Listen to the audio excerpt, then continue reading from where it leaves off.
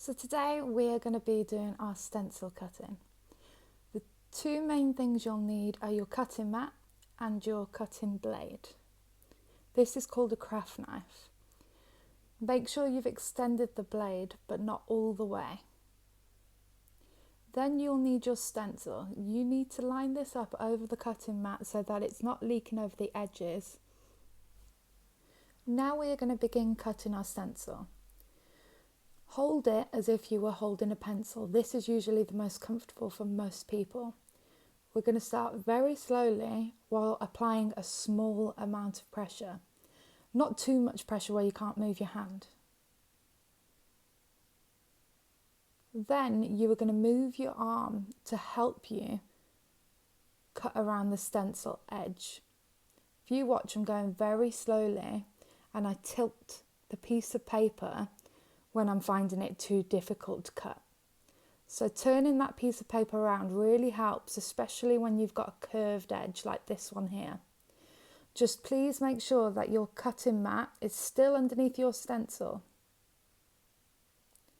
Keep going very slowly around the edge of the stencil. You may notice areas start to lift now that you've cut that area. Here I am showing you that you should always cut away from your hand. The hand that's holding the piece of paper in place shouldn't have the blade coming towards it. It's natural for you to always go the opposite way. Keep going very slowly. Again, I've turned the paper to make it easier for myself. And I'm going extremely slowly around the side of the stencil. This will give you the neatest possible stencil.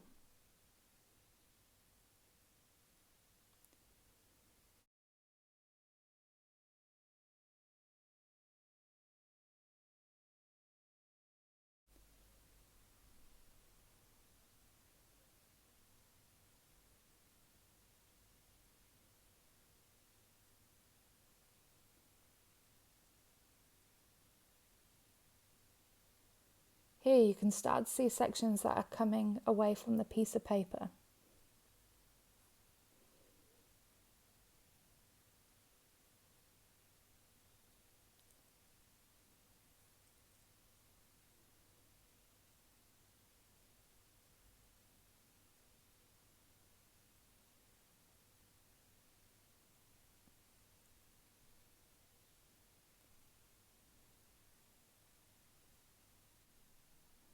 Now the video is going to go a little bit quicker, but please keep going slowly around the edge of your stencil.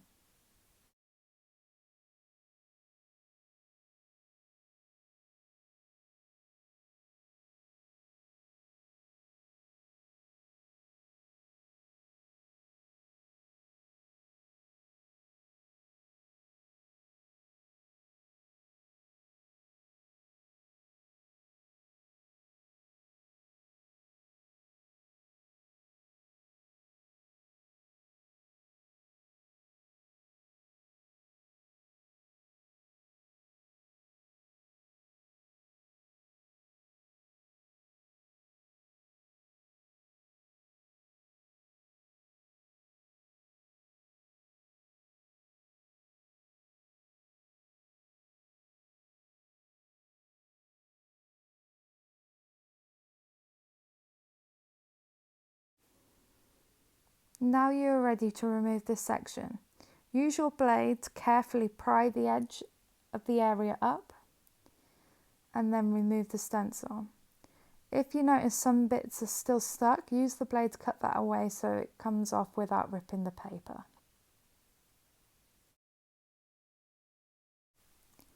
Now you have your stencil ready. You may notice on the edges it isn't as neat as we would like it to be. Go back and cut these out with your blade. Once you have finished your stencil, please retract your blade so that it's no longer showing. Now we are going to fill in the stencil with our black paint. You will have a piece of sponge. We're going to use the soft side of the sponge not the hard side. The hard side is usually a different colour. The soft side will give us the best results and look the most like spray paint. Place your stencil over the piece of paper, lining it up as much as you can.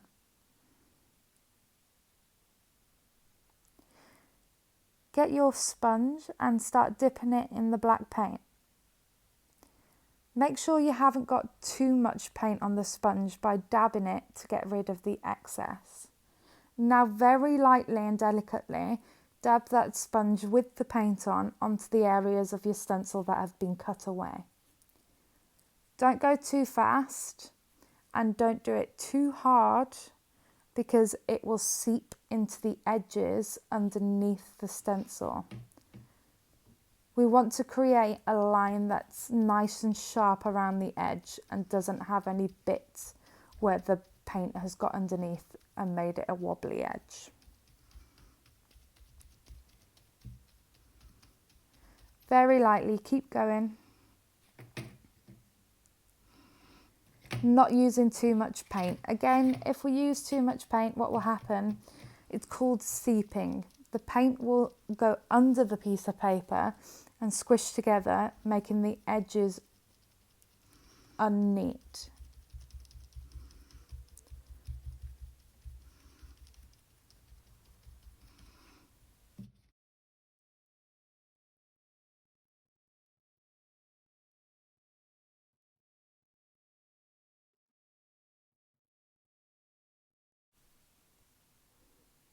Now we're going to remove the stencil from the paper. Carefully get each edge of the stencil and lift up.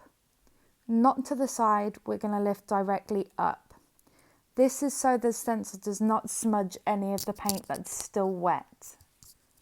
Now you have your stencil.